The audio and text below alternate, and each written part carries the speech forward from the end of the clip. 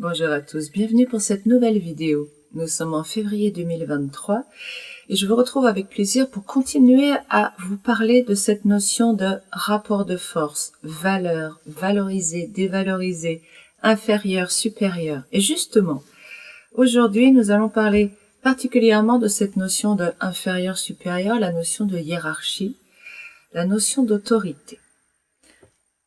Avez-vous eu des parents autoritaires ? Plus vos parents ont été autoritaires, plus vous gardez des stigmates de ça. Qu'est-ce que ça veut dire avoir des parents autoritaires? Qu'est-ce que c'est l'autorité? Comme d'habitude, tout ce que je dis n'est que mon angle de vue, ce que j'ai pu collecter aussi, c'est une synthèse, donc peut-être ce n'est pas la vôtre. Faites-vous votre opinion et gardez ce qui résonne pour vous. L'autorité, ce serait cette capacité à obtenir ce que l'on veut des autres. Quand nous sommes des enfants, quand un parent dit « je veux que tu me respectes », il dit deux choses. Il dit « je veux que tu écoutes ce que je dis », c'est-à-dire que tu fasses rentrer ce qui vient de moi en toi et que cela provoque quelque chose chez toi.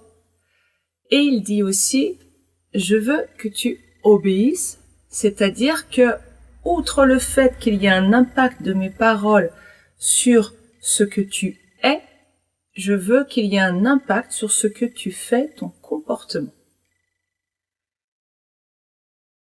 Ce qui est intéressant, c'est que nos parents, nous apprenons, vous le savez, je le répète quand même pour ceux qui arrivent sur la chaîne, nous n'avons pas une relation d'égalité, puisqu'on dit tu dois obéir à papa, maman. Papa et maman sont l'autorité, sont au-dessus de toi, et donc l'enfant va se soumettre, se mettre dessous.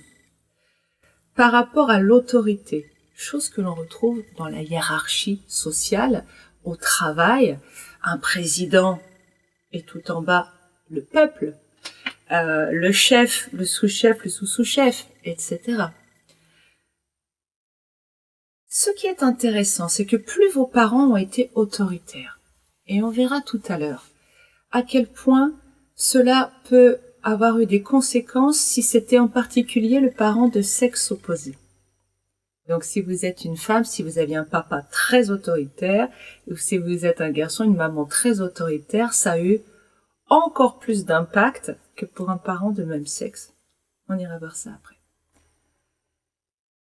Qu'est-ce que ça dit, un parent très autoritaire? En général, puisque c'est vous qui avez vécu cette enfance-là, qui savez mieux que moi. Ça dit quelque chose comme c'est moi qui sais. Et vous voyez l'attitude physique que je suis en train de prendre, c'est une attitude de je me redresse, je mets de la force en moi, mais une force physique. Je change d'état d'être.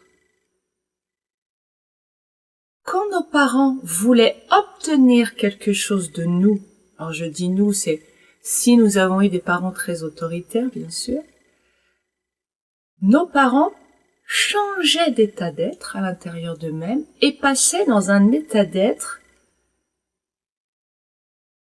de dureté, d'une certaine forme de violence, de rigidité. Une armure, des armes, métaphoriquement et énergétiquement parlant. Pourquoi? Parce que je vous rappelle que le but de cette autorité, quelle que soit la hiérarchie dans laquelle vous êtes, c'est imposer sa volonté aux autres. Si vous réfléchissez 2 secondes à ça, c'est hallucinant. Ce qui est important, c'est de comprendre, c'est que petit, nous avons assimilé l'idée que l'autorité était un état d'être dur, violent, négatif.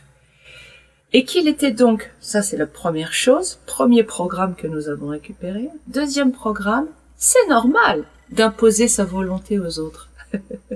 Est-ce que vous voyez les répercussions que ça a dans votre vie quotidienne? C'est normal. C'est normal quand on est dans une position d'autorité. Avec les vidéos précédentes, j'espère que vous comprenez que la position d'autorité, c'est aussi toutes les positions où je me sens au-dessus de l'autre. Donc, ça me légitime dans le fait de manipuler les autres comme de la pâte à modeler. Et oui, en tant que parent, oh bah oui, je sais ce qui est bon pour mon enfant, tu vas faire ci, tu vas faire ça. En tant que chef, j'ai des objectifs à atteindre, peu m'importe qui vous êtes en face, dans quel état vous êtes. Vous allez faire ce que je vous dis, suivre les ordres. Et on considère ça comme normal de quitter l'humanité, une relation d'égalité, de quitter un état d'être guidé par le cœur pour passer dans un état d'être guidé par la dureté. Ça, c'était la première chose. Ok, c'est 2 points. Et il y a un 3e point qui est très intéressant. Ouh là oui. C'est cette idée que le chef, faut pas l'embêter avec des détails, avec des choses comme ça. Faut pas le déranger. Il est tellement au-dessus, plus on est autoritaire, plus c'est ça, bien sûr. Il est tellement au-dessus qu'il faut pas le déranger, l'importuner par des rapports, des relations non souhaitées par lui. Mais qu'est-ce que ça veut dire pour l'enfant? Ça veut dire que je peux être de trop. Je peux déranger mon papa, ma maman. Vous vous rendez compte dans la construction de l'enfant? Qu'est-ce que c'est de se sentir de trop? De se sentir que l'on peut gêner les autres, déranger? Évidemment. Une fois adulte, comment je trouve ma place?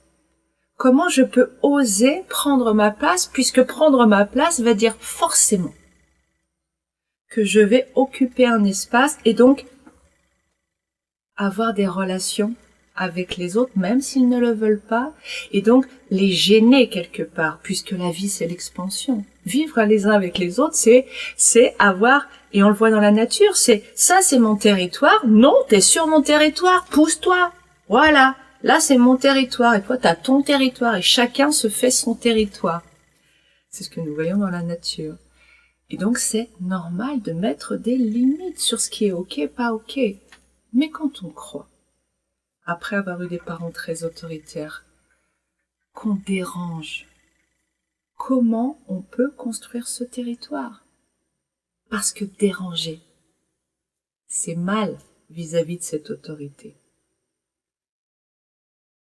Poser des questions, c'est déranger. Demander quelque chose, et là ça devient fascinant. Demander, c'est déranger.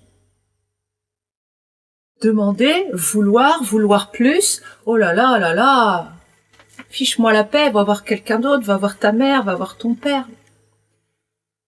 Et donc par amalgame,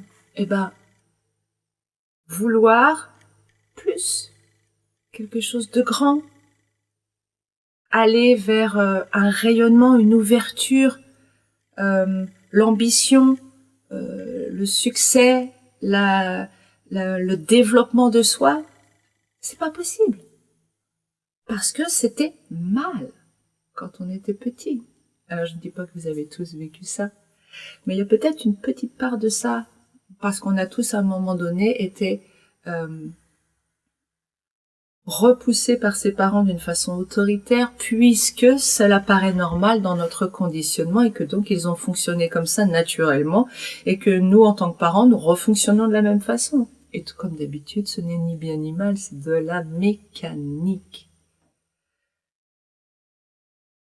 On n'ose pas demander, on n'ose pas donc exprimer ses besoins. Si j'exprime mes besoins, je vais déranger les autres. Ben oui, comment pourrais-je croire autrement? Si j'ai dérangé papa, maman dans mes demandes, donc il faut que je me taise et que mes besoins, je mette un chapeau dessus. Parce que sinon, si je mets pas de chapeau, moi j'en souffre. Et je fais souffrir les autres, alors vaut mieux pas avoir de besoin. Et je me coupe de moi-même.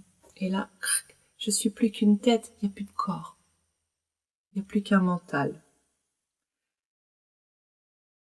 Ce qui est intéressant aussi, c'est que donc, face à un parent autoritaire ou des parents autoritaires, ce qui va être encore pire parce que ça va renforcer le programme. Parent au-dessus, moi en dessous.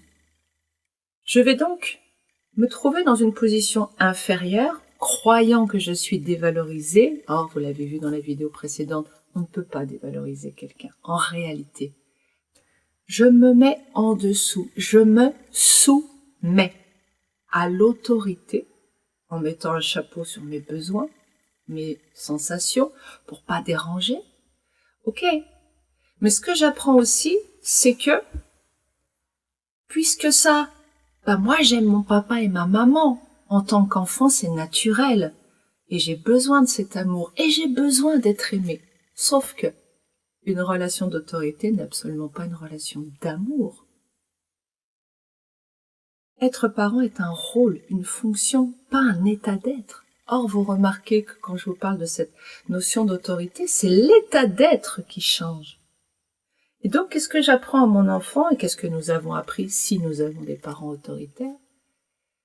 C'est que c'est normal de recevoir la dureté, la violence, d'être dans une forme de guerre, c'est-à-dire que mon papa, ma maman sont dans cette énergie que je vous ai montrée tout à l'heure, de c'est moi le chef, tu fais ce que je te dis.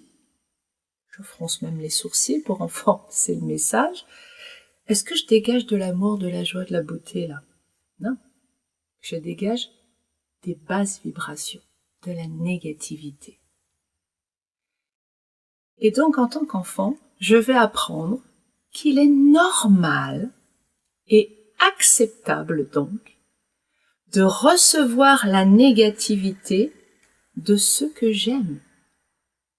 Je vais donc dans une forme d'amalgame, comme d'habitude, alors que mon cœur est très clair que recevoir de la négativité, de la souffrance, non, c'est pas bon pour moi.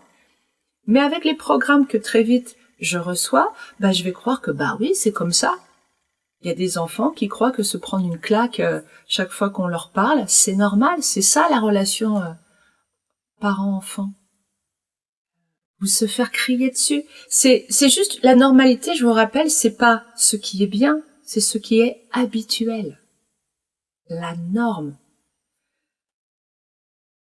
Donc enfant, nous allons intégrer que la soumission est normale si on veut se faire aimer.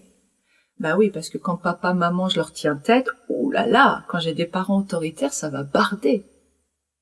Donc la relation d'égalité, quand j'essaie de remonter une relation d'égalité, donc plutôt ça va barder, c'est dangereux pour moi, ça va être violent. Est-ce que vous voyez comme ça vous poursuit toute votre vie après? La relation d'égalité est dangereuse. Vous le sentez ça? Probablement pas, c'est inconscient. Vous trimballez ce programme à l'intérieur de vous. La relation d'égalité est dangereuse. En tant que parent ensuite, ou en tant que chef, en tant que position d'autorité, rôle, je ne peux pas tolérer une relation horizontale. Je suis obligée de retourner dans ce schéma de force, de violence, supérieur, inférieur, sinon, je suis en danger. Et c'est pour ça que ce schéma se perpétue. Parce que nous croyons que si nous sommes dessous, nous allons mourir. Ok. La deuxième chose, je crois donc aussi que je dois accepter la souffrance, qu'elle fait partie du procédé. La dévalorisation et la souffrance, c'est-à-dire recevoir la négativité. Si je reçois la négativité, c'est ce qu'il y a de pire sur Terre, la négativité. C'est ça qui me fait du mal, y compris dans mon corps énergétiquement. Donc si je dis oui à la négativité, je vois pas à quoi je vais dire non. Aux belles choses, oui, c'est même possible. Mais en réalité, ça met en place l'impossibilité pour nous de mettre des limites. Les limites, ça gêne les autres. En plus, c'est normal de pas mettre de limites, de dire oui. Même si ça fait mal, c'est normal. Et c'est même beau parce que c'est l'amour. C'est comme ça que j'aime mon papa et ma maman. C'est terrible, hein. Et on l'a tous vécu à différents niveaux, mais on a tous quelque part cette difficulté, plus ou moins grande, à nous épanouir en tant qu'adultes.